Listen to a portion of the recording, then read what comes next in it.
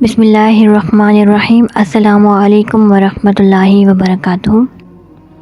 دوستوں، غزوات میں سے آج ہم لوگ ایک غزوہ پر بات کریں گے، غزوہ بدر۔ بدر ایک گاؤں کا نام ہے جہاں سال کے سال میلہ لگتا ہے۔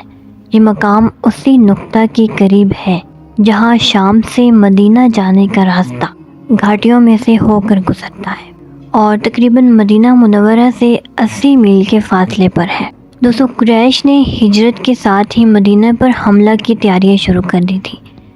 عبداللہ بن ابی کو انہوں نے خط لکھ بھیجا کہ یا محمد صلی اللہ علیہ وآلہ وسلم کو قتل کر دو یا ہم آ کر ان کے ساتھ تمہارا بھی فیصلہ کر دیتے۔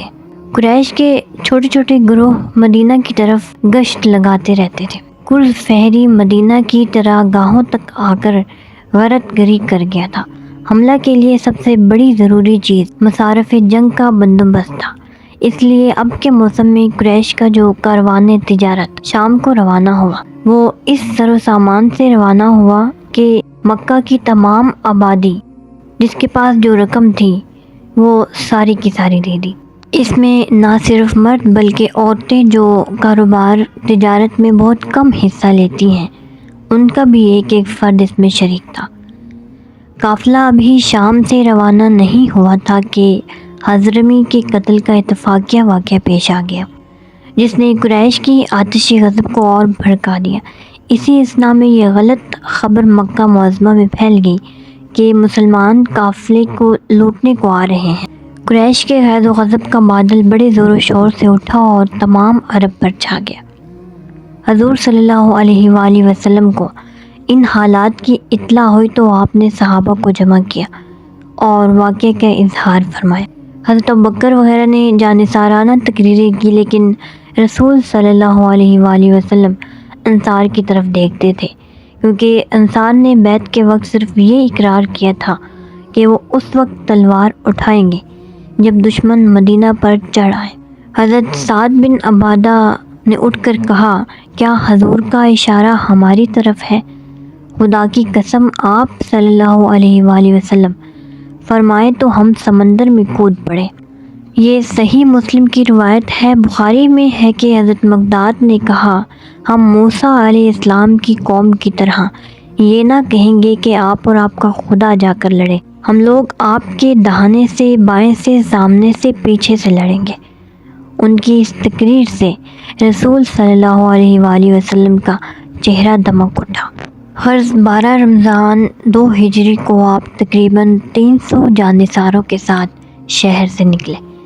1 میل چل کر فوج کا جائزہ لیا کہ جو کم عمر تھے واپس کر دیے گئے۔ ایسے پرخطر موقع پر بچوں کا کام نہیں تو عمیر بن ابی وقاص ایک کم سن بچہ تھا۔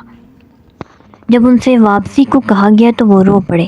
آخر حضور صلی اللہ علیہ وآلہ وسلم نے اجازت دے دی۔ عمیر رضی اللہ کے بھائی حضرت سعد بن ابی وقاص نے کم سن سپاہی کے گلے میں تلوار حمائل کی۔ اب فوج کی کل تعداد 313 تھی جس میں 60 مہاجر اور باقی انصار تھے۔ کیونکہ غنیمت کی حالت میں منافقین اور یہود کی طرف سے اطمینان نہ تھا اس لیے ابو لبابہ بن عبد المنذر کو مدینہ کا حاکم مقرر فرمایا اور حکم دیا کہ مدینہ کو واپس جائے۔ دوستوں، مدینہ کی بالائی آبادی پر عاصم بن عدی کو مقرر فرمایا۔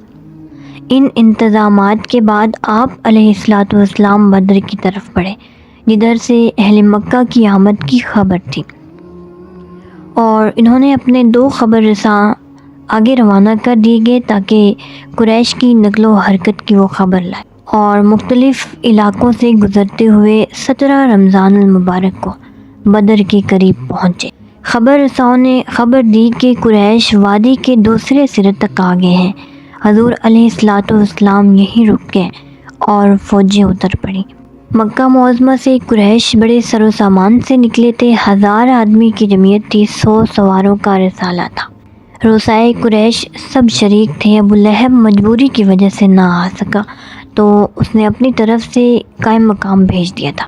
رسد کا یہ انتظام تھا کہ عمرہ قریش یعنی عباس، عتبہ بن ربیعہ، حارث بن عامر، نضر بن الحارث اور ابو جہل، امیہ وغیرہ باری باری ہر روز 10 اونٹ ذبح کرتے اور لوگوں کو کھلاتے تھے۔ عتبہ بن ربیعہ جو قریش کا سب سے معزز رئیس تھا، وہ فوج کا سپہ سالار تھا۔ قریش کو بدر کے قریب پہنچ کر جب معلوم ہوا کہ ابو سفیان کا قافلہ خطرے کی زد سے نکل گیا ہے تو قبیلہ زہرہ اور عدی کے سردار نے کہا اب لڑنا ضروری نہیں، لیکن ابو جہل نے نہ مانا۔ زہرہ اور عدی کے لوگ واپس گئے، باقی فوج آگے بڑھی۔ قریش جو کہ پہلے پہنچ گئے تھے انہوں نے مناسب موقع پر قبضہ کر لیا تھا، بخلاف اس کے مسلمانوں کی طرف چشمہ یا کنواں تک نہ تھا، اور زمین ایسی ریتلی تھی کہ اونٹوں کے پاؤں ریت میں دھنس جاتے تھے۔ حضرت حباب بن منظر نے حضور علیہ السلام کی خدمت میں عرض کی کہ جو مقام انتخاب کیا گیا ہے وحی کی روح سے ہے یا فوجی تدبیر ہے؟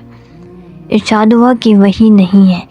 حضرت حباب نے کہا تو بہتر ہوگا کہ آگے بڑھ کر چشمے پر قبضہ کر لیا جائے اور آس پاس کے کنویں بیکار کر دیے جائے۔ آپ علیہ السلام نے یہ رائے پسند فرمائی اور اسی پر عمل کیا گیا۔ تائیدیزی اور حسن اتفاق سے میہ برس گیا جس سے گرد جم گئی اور جا بجا پانی کو روک کر چھوٹے چھوٹے حوض بنا لیے گئے کہ غسل اور وضو کے کام آئیں۔ اس قدرتی احسان کا خدا نے قرآن مجید میں ذکر کیا ہے۔ سورۃ الانفال میں فرمایا اور جب کہ خدا نے آسمان سے پانی برسایا یہ کہ تم کو پاک کر دے۔ پانی پر اگرچہ قبضہ کر لیا لیکن ساقی کوثر علیہ السلام کا فیض عام تھا، اس لیے دشمنوں کو بھی پانی کی عام اجازت دی۔ یہ رات کا وقت تھا، تمام صحابہ نے کمر کھول کر رات بھر آرام کیا، لیکن صرف ایک ذات تھی، ذات نبوی صلی اللہ علیہ وآلہ وسلم، جو صبح تک بیدار اور مصروف دعا رہی۔ صبح ہوئی تو لوگوں کو نماز کے لیے آواز دی، بعد نماز جہاد پر واز فرمائے۔ قریش جنگ کے لیے بیتاب تھے، تاہم کچھ نیک دل بھی تھے ان میں جن کے دل خون ریزی سے لرزتے تھے۔ ان میں ایک نام حکیم بن حزام کا ہے جو کہ آگے چل کر اسلام لائے تھے بعد میں۔ انہوں نے سردار فوج عتبہ سے جا کر کہا آپ چاہیں تو آج کا دن آپ کی نیک نامی کی ابدی یادگار رہ جائے۔ عتبہ نے کہا کیوں کر؟ حکیم نے کہا قریش کا جو کچھ مطالبہ ہے وہ صرف حضرمی کا خون ہے نا، وہ آپ کا حلیف تھا، آپ اس کا خون بہا ادا کر دیجیے۔ عتبہ نیک نفس آدمی تھا، اس نے نہایت خوشی سے منظور کیا، لیکن چونکہ ابو جہل کا اتفاق رائے ضروری تھا، حکیم عتبہ کا پیغام لے کر گئے۔ ابو جہل نے ترکش سے تیر نکالا اور ہلا کر کہہ رہا تھا کہ ہاں عتبہ کی ہمت نے جواب دے دیا۔ عتبہ کے فرزند حضرت ابو حذیفہ اسلام لا چکے تھے اور اس معرکے میں حضور علیہ السلام کے ساتھ آئے تھے۔ اس بنا پر ابو جہل نے یہ بدگمانی کی کہ عتبہ اس لیے لڑائی سے جی چراتا ہے کہ اس کے بیٹے پر آنچ نہ آئے۔ ابو جہل نے حضرمی کے بھائی ابو عامر کو بلا کر کہا دیکھتے ہو تمہارا خون بہا تمہاری آنکھ کے سامنے آ کر نکلا جاتا ہے۔ عامر نے عرب کے دستور کے مطابق کپڑے پھاڑ ڈالے اور گرد اڑا کر نعرہ مارنا شروع کیا۔ اس واقعے نے تمام فوج میں آگ لگا دی۔ عتبہ نے ابو جہل کا طعنہ سنا تو غیرت برہم ہوا اور کہا کہ میدان جنگ بتا دے گا کہ نامردی کا داغ کون اٹھاتا ہے۔ یہ کہہ کر مغفر مانگا لیکن اس کا سر اس قدر بڑا تھا کہ کوئی مغفر اس کے سر پر نہ اترا۔ مجبوراً سر سے کپڑا لپیٹا اور لڑائی کے ہتھیار سجائے، کیونکہ حضور علیہ السلام اپنے ہاتھ کو خون سے آلودہ کرنا پسند نہیں فرماتے تھے۔ صحابہ نے میدان کے کنارے ایک چھپر کا سائبان تیار کیا کہ آپ صلی اللہ علیہ وآلہ وسلم اس میں تشریف رکھیں۔ حضرت سعد بن معاذ دروازے پر کھڑے ہوئے کہ کوئی ادھر نہ آ جائے، اگرچہ بارگاہ الہی سے فتح و نصرت کا وعدہ ہو چکا تھا۔ عناصر عالم آمادہ مدد تھے، ملائکہ کی فوجیں ہمرکاب تھی، تاہم عالم اسباب کے لحاظ سے آپ صلی اللہ علیہ وآلہ وسلم نے اصول جنگ کے مطابق فوجیں مرتب کی۔ مہاجرین کا علم حضرت مصعب بن عمیر کو عنایت فرمائے، خزرج کے علم بردار حضرت حباب بن منظر اور اوس کے حضرت سعد بن معاذ مقرر ہوئے۔